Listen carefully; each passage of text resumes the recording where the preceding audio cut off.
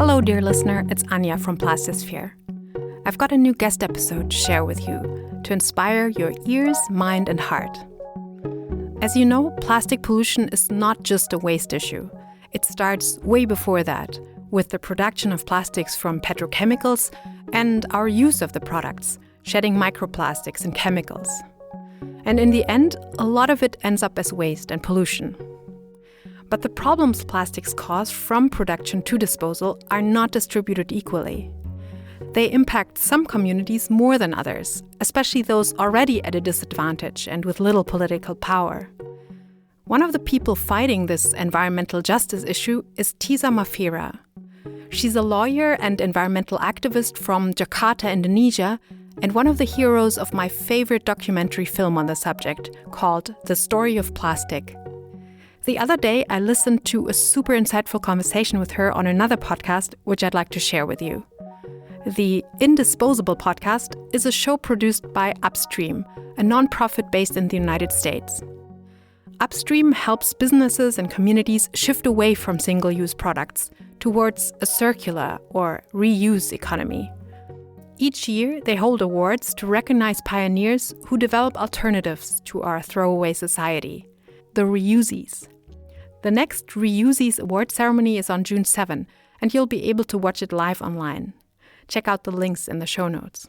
But first, from the Indisposable Podcast, the conversation with Tiza Mafira. Hope you enjoy it as much as I did.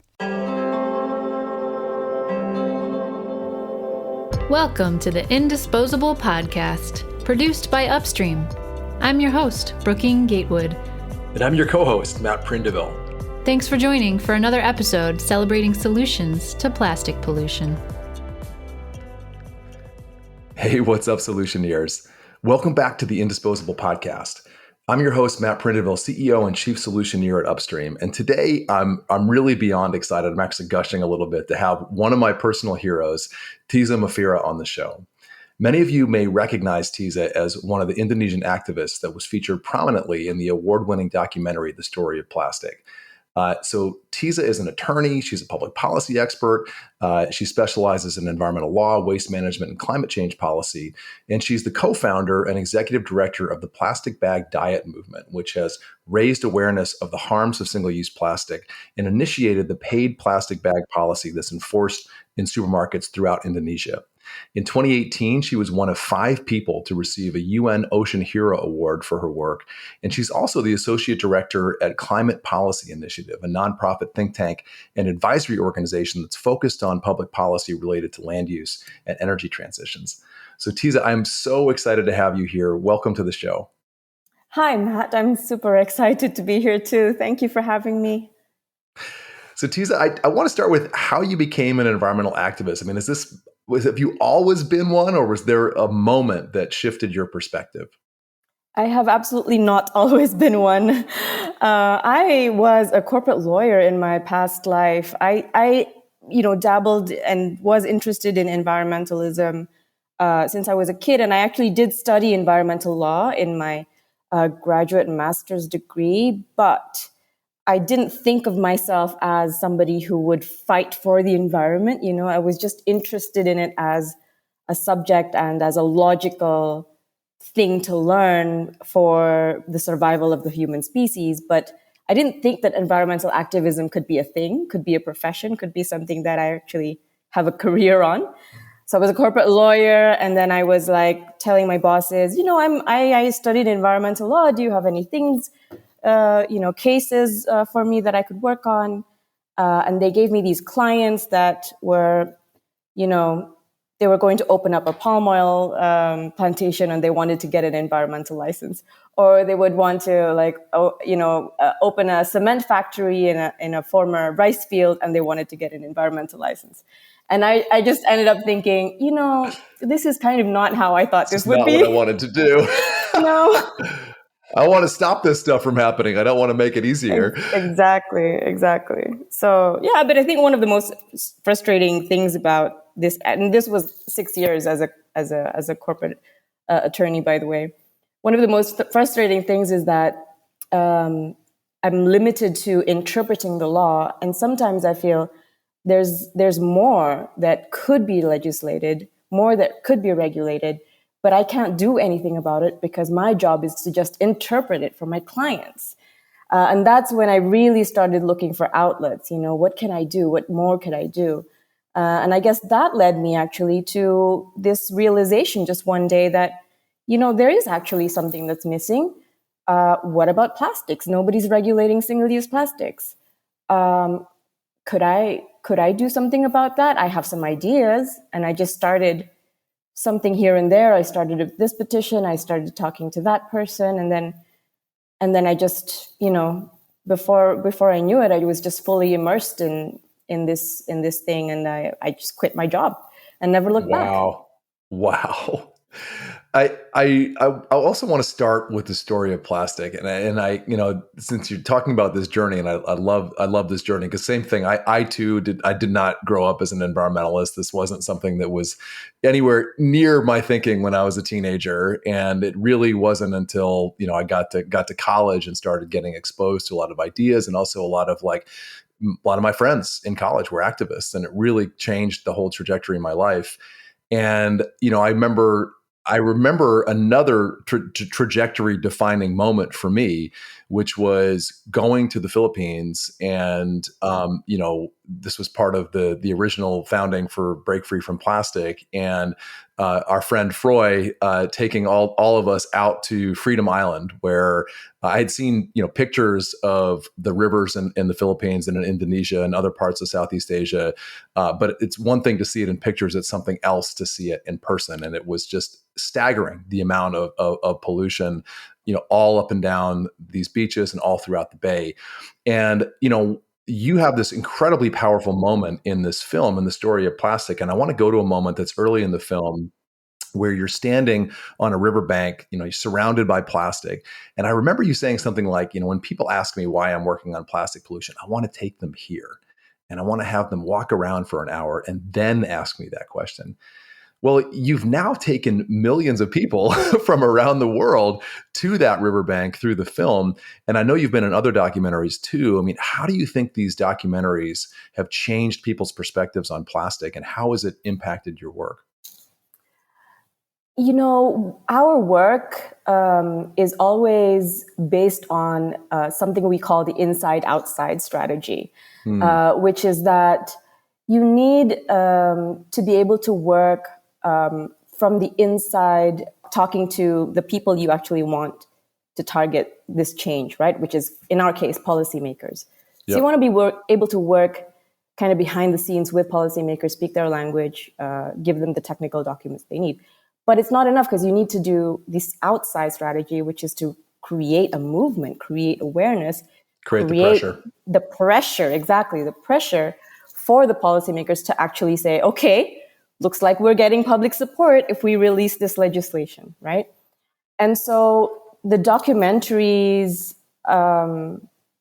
they speak to people at large. They speak to millions of people in a very relatable way.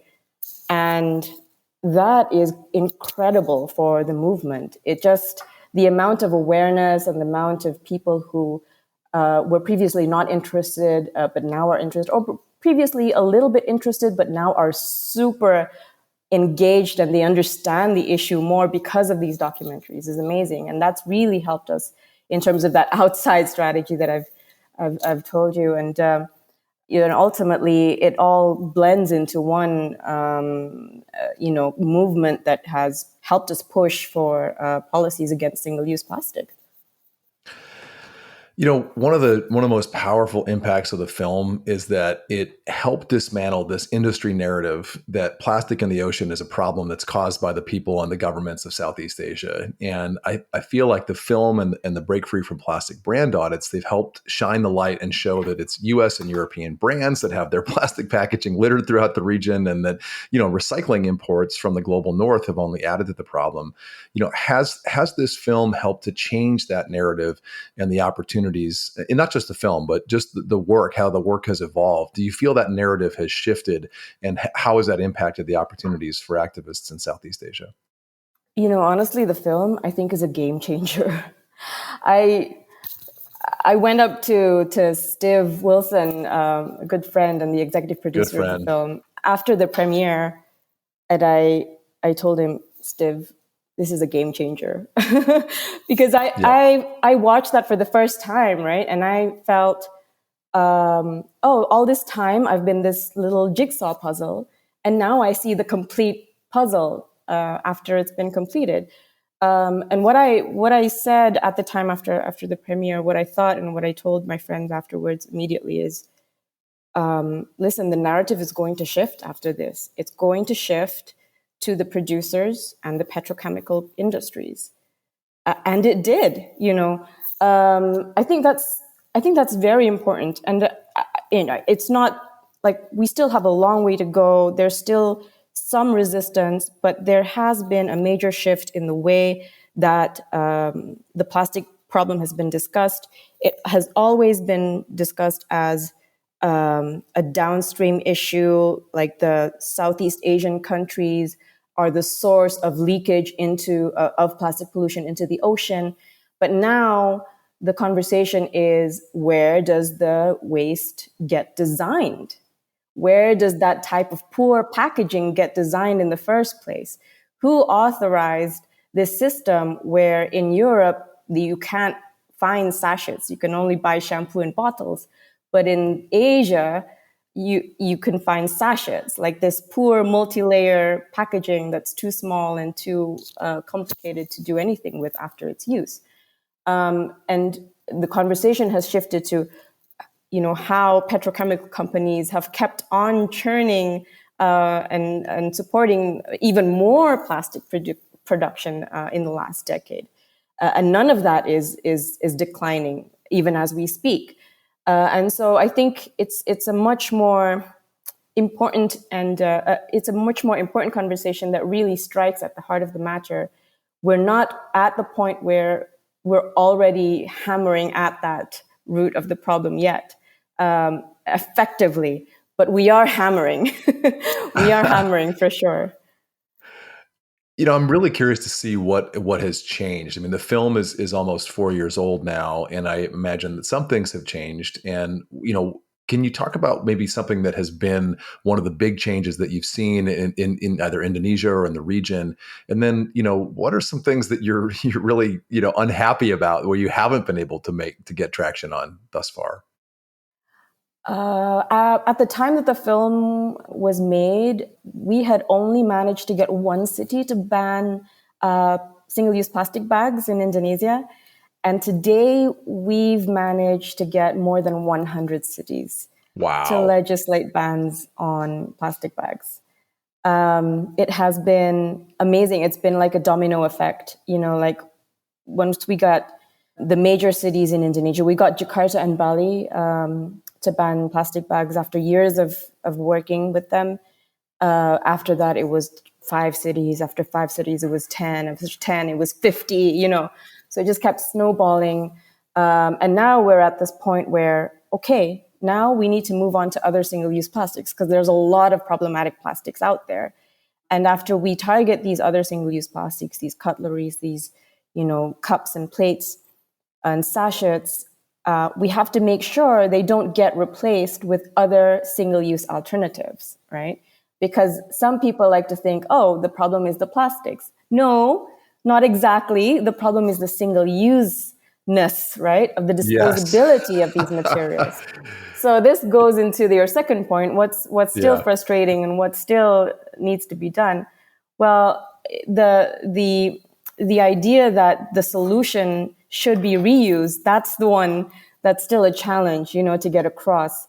And even now, I know we have to work fast because the longer that we keep, this gap between the banning and the right solution, the more that these false solutions can enter the market, right? We're already seeing false solutions enter the market, whether it's bioplastics or whether it's other types of material with environmental impact. First of all, 100% Tiza. I mean, this is exactly one of the core messages that we're always reinforcing, is that the problem isn't just single-use plastic. It's really the whole idea of single-use itself. And one of the things that we're most concerned about are the off-ramps for industry and policymakers, meaning that we know that we want the solution to be, packaging reduction and building out and developing new reuse systems.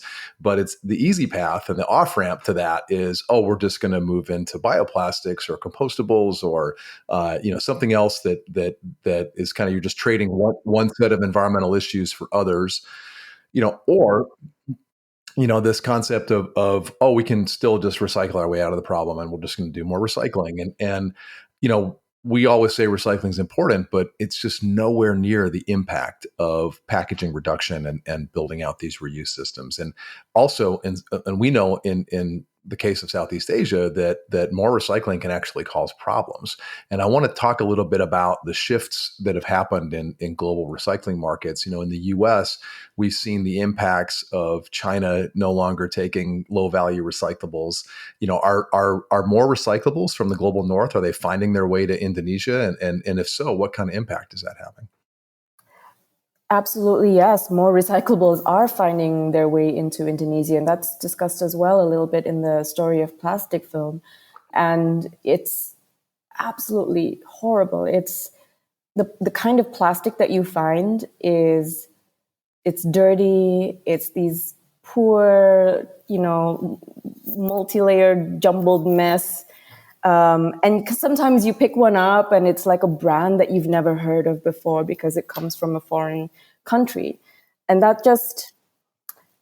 it is offensive, to be honest, right? To be a country that is on the receiving end of other countries' waste.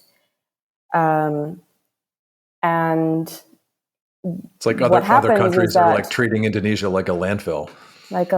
Other countries are treating Indonesia like a landfill. And the worst part is that it's not like we can handle it anyways. It's not like we're actually recycling that stuff. That stuff cannot be recycled. There's a reason why it's being sent offshore, because if developed countries can't recycle it, what makes them think developing countries can recycle it, right? Right. So what happens to it? It gets burnt. It gets picked apart by people living in poverty who are treating it as free fuel, meaning that they just take it and they burn it, sometimes for cooking.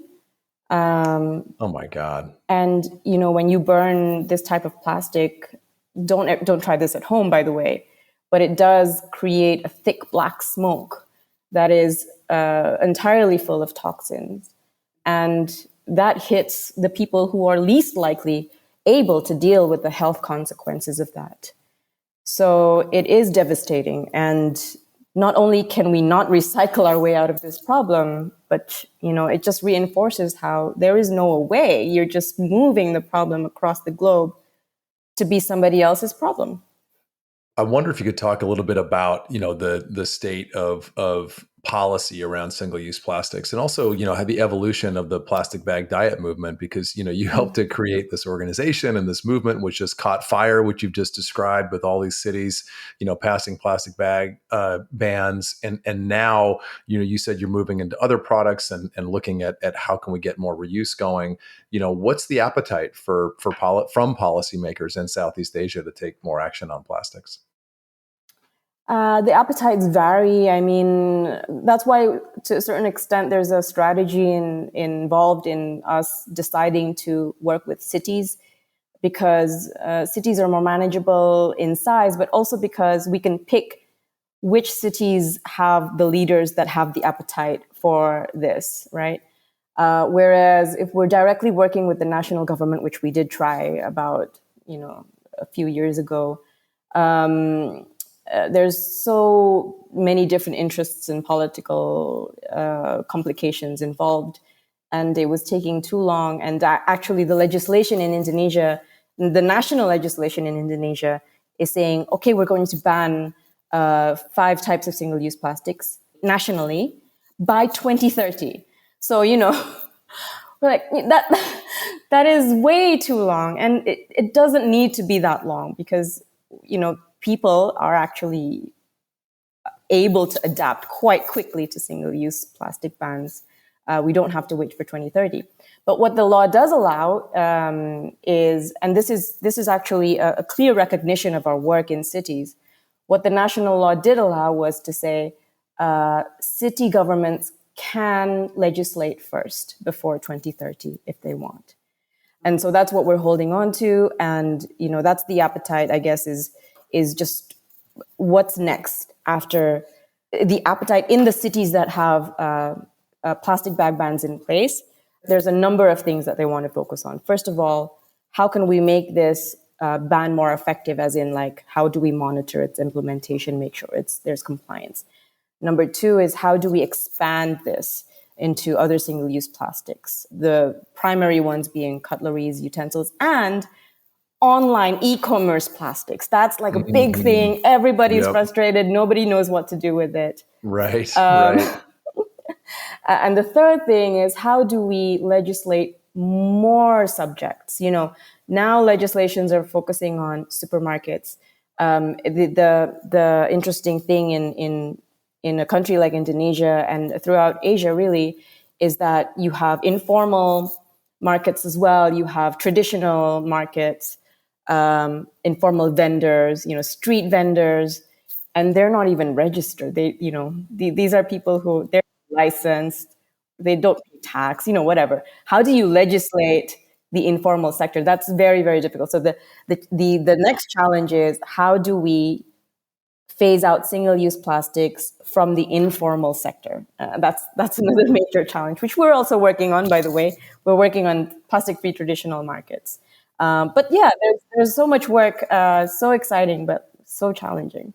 What's the perception of people in Indonesia toward plastics and even plastic pollution? I know that here in the United States, we've got, some incredible polling that has shown that this just uptick in the awareness and concern that people have around plastic pollution. It's, a vast majority of the population hates plastic pollution, and it kind of cuts across, political lines. It cuts across economic and class lines and divides. And I'm just curious if that is also permeated the culture and the people in Indonesia. It has. There's increased awareness and there's increased frustration at the amount of plastic, frustration and guilt, right? At the increased amount of plastic. And this is very tangible after the pandemic, actually, because the pandemic did bring with it an onslaught of over packaging everything in the name of hygiene and sanitation. I don't understand. It was a boon for the plastics industry and the really materials industries. But I have to say, awareness doesn't always lead to action. Yep. Especially when the system just keeps feeding it to you. It's like saying, I don't want it. And then they have a spoon, they're spoon feeding you, try it, it's free. And you say, I don't want it, try it, it's free. I don't want it, try it, it's free. And then, you break down after a while, you get tired of saying, I don't want it. What needs to happen is, of course, we don't have to say, I don't want it. We should have a choice. We should have the empowerment to choose to have it when we actually feel we need it, right? But right now, that power is not in the consumer's hands. And in Indonesia, that's absolutely the case. It's like, even if we tried, even if we were ordering something from our food delivery app and we said, no plastic bag, please, no straw, please, it might still come with a plastic bag and a straw, simply because the vendor is just too, I don't have time to think about customized orders, So that's kind of where we're at right now. These norms that have been created for how consumable products get delivered, and it's really across the board, right? And these norms have been set up, to make it as convenient and easy as possible for businesses and consumers to get their hands on products and then plow through it and then just have some garbage that just goes in a bin and then that's it, right? And this has all been said. I mean, we've done some research into this and just looking at how did things evolve from earlier on in, in human history where thrift and reuse were kind of the defining values, right? Like you wouldn't see people wasting materials or products because that stuff was hard to come by, and then this just glut of this kind of modern, convenient consumer society. And I think one of the messages that we've really been trying to get out there is, we want people to live, a modern lifestyle. We want people to be able to access the things that they want and need in commerce, but we want them to do that in ways that don't generate all this waste. And that burden, like you said, it can't be on the consumer. Like if we're just sitting around trying to, when you go to the grocery store and your only option is to buy the things that you want in plastic, that's not a choice, right? And also, how do we make sustainability the default, right? So that it doesn't become a situation where affluent customers can choose the sustainable option, and then poor people have to deal with all the plastic garbage, right? That's something that we want to see happening here in the United States and also around the world. So I wonder if we could just start moving into solutions here, and I want to hear what you're most excited about, and what are some of the things that are starting to happen on the ground in Indonesia and Southeast Asia.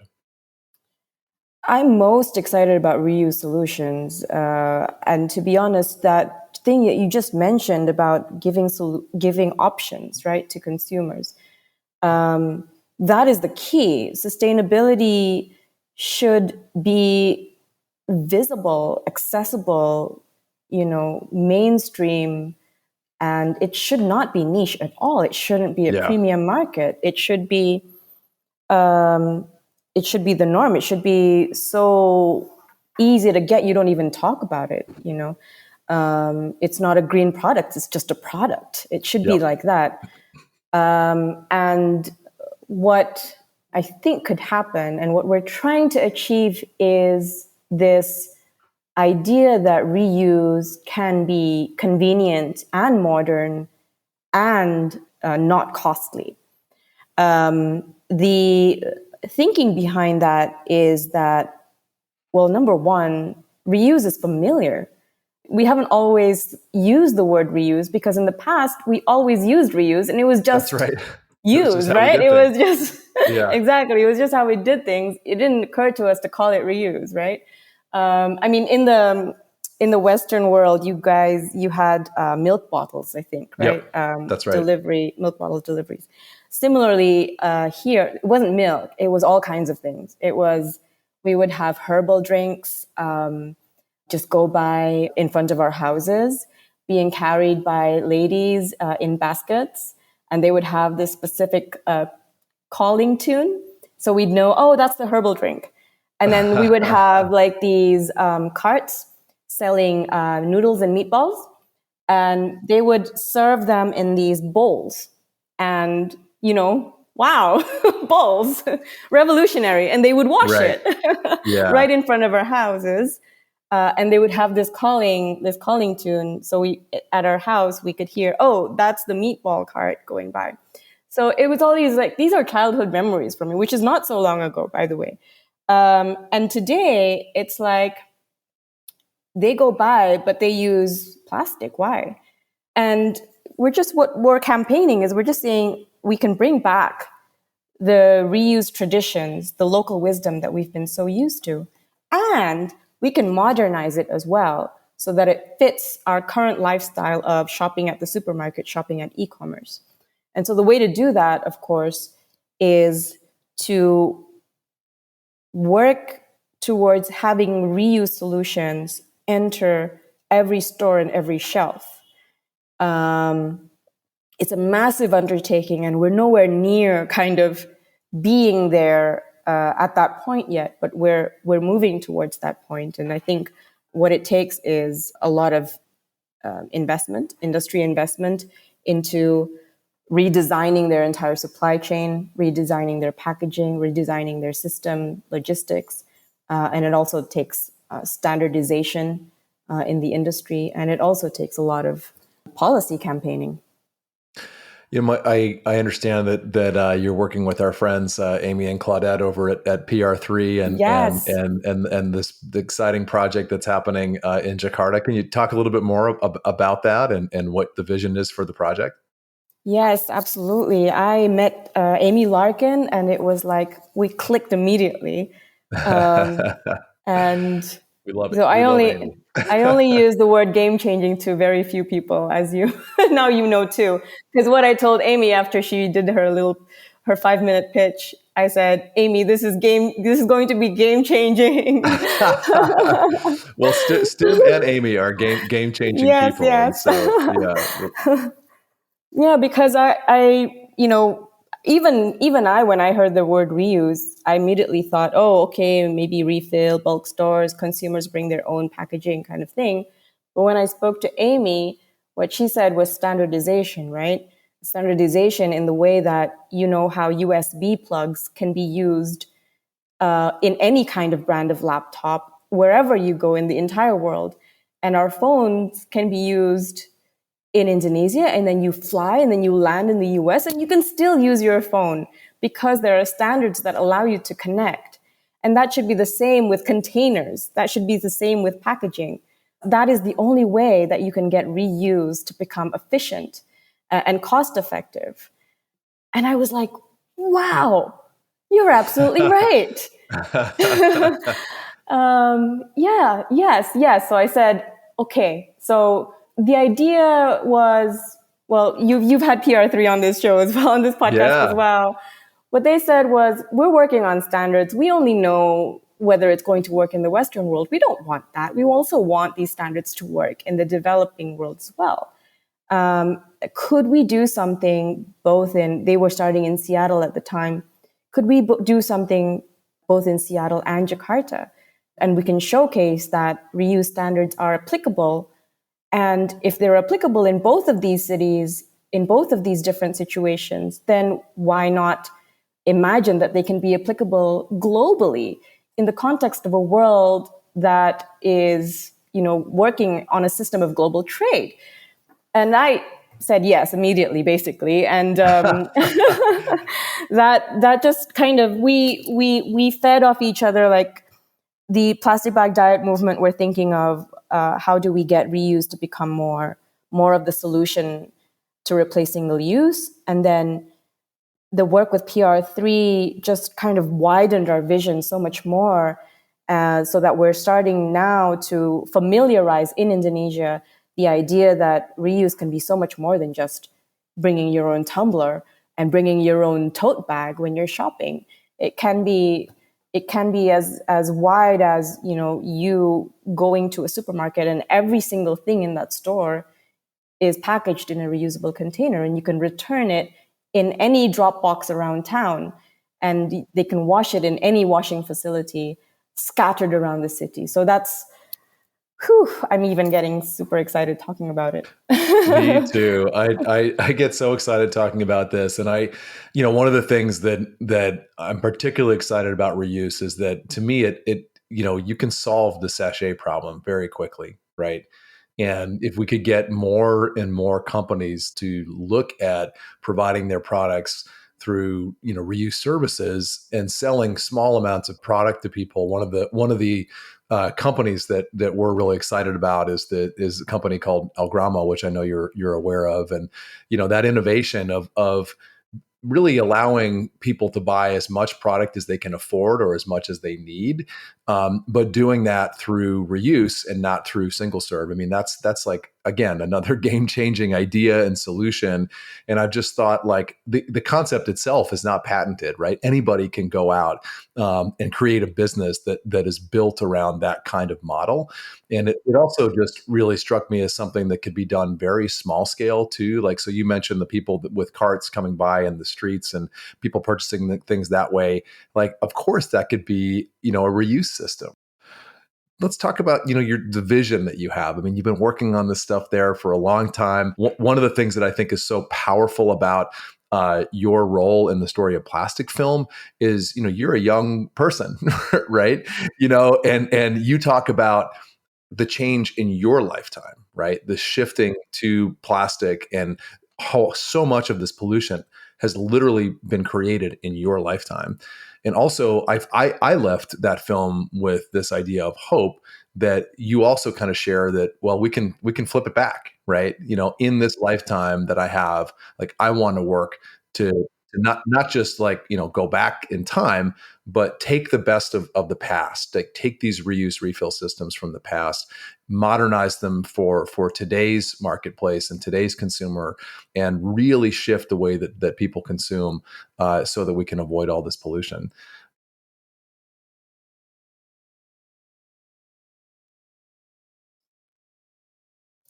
Oh, I think a lot would be possible. I think our vision is what I like to call every store, every shelf.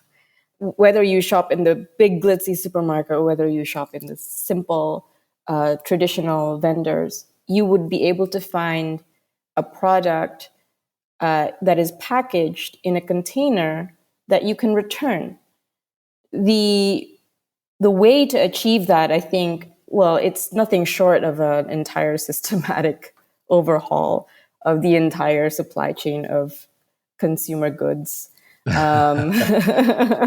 So we can't really skirt around that. Now, what I really want is for the industry players to spend a lot of time thinking about this. Their operation, not the sustainability directors, by the way, the operations people, the supply chain, the logistics people, the product development people, because there's nothing they can't do. They can sell us things we don't need, right? Yep, that's right. For sure, they can figure this out.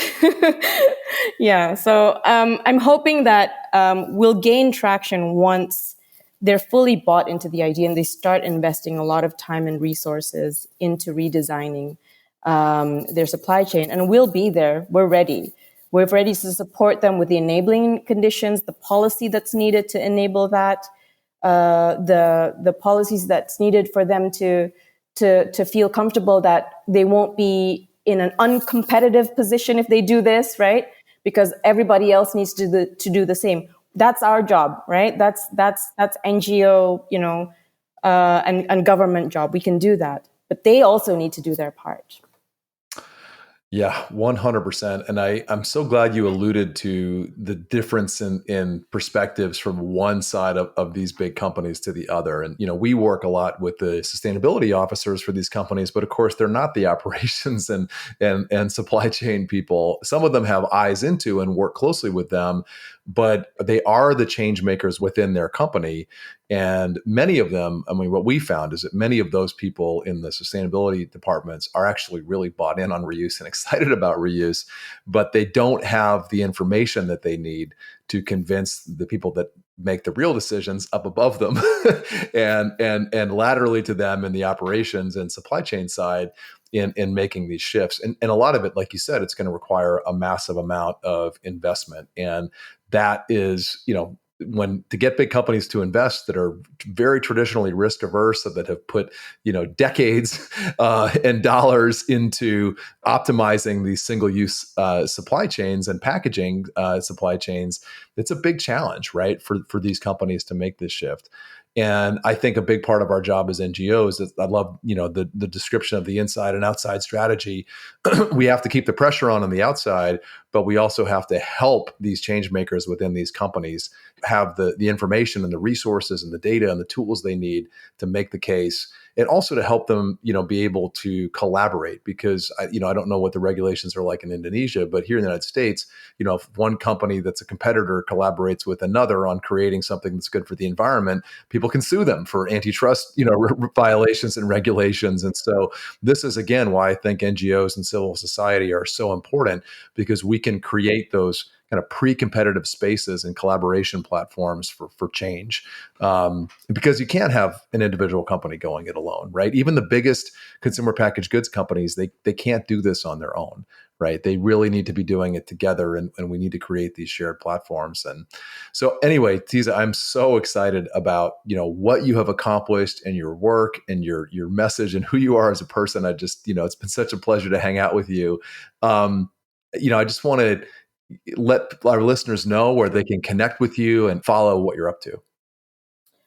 I am very active on Instagram, so You can give me a follow on Instagram. It's Tiza Mafira. It's just my name, easy to find. And from there, you could link to the Plastic Bag Diet Movement's Instagram as well. And we just try to put out as much information out there as possible. And even in our website, we've actually done stuff like listing all of the 100 plus legislations of single-use plastic bans across Indonesia, for example, things like that, because we want it to be accessible and people can replicate and duplicate it if they need to. And all of our policy guidelines, as well as our campaigns, are diligently recorded and put up on our website if you guys want to see that. One last thing. Yeah, please. I also, you mentioned I'm featured in another documentary, and I'd just like to mention that documentary, if I may. There's another documentary I'm featured in, which is called Plastic Island. It's in Indonesian, but it's, don't worry, it's got subtitles.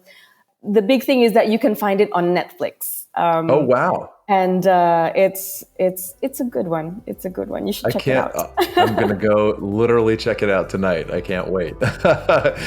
Well, thank you so much again, Tiza, for coming on the show. And I look forward to our next conversation. Likewise, Matt. Thank you so much. And that's our show. If you like what you're hearing, help spread the word. Subscribe to the Indisposable Podcast wherever you get your podcasts. Add a review, talk us up. Nobody spreads a message like you. The Indisposable Podcast is brought to you by Upstream, sparking innovative solutions to plastic pollution, envisioning a world without it, and empowering businesses, communities, and individuals to imagine and co-create this future with us. You can find resources mentioned on today's episode, as well as learn more about Upstream's work at www.upstreamsolutions.org. Follow us on social and join the movement. There's a better way than throwaway.